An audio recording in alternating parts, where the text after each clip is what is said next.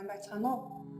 Монгол улсад 19 жилдээ зүрх судасны үндэсний төв Монголын зүрх судасны эмч нарын нэгнээс зохион байгуулдаг зүрх судасны өвлийн семинарын зохион байгуулалт багаас мэдээлэл өгч байна. Миний би Цахим аймгийн зүрх судасны эмч зөвлөлөн зохион байгуулалт багийн ахлагчаар ажиллаж байгаа.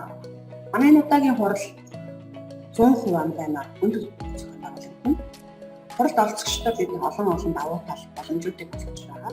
Та бүхэн манай хуралд оролцсноор Монгол Улсын зүрх судасны салбарын 2021 онд онцлог үйл явдал хайлан мэдээтэй танилцах дэлхийн хэрэгцсэн зүрх судасны салбарын судалгааны дүгнэлт шинэ мэдээлэл их хэлбэрээр өндөр авах гэх мэтчлийн олон боломж давуу талтай болдог.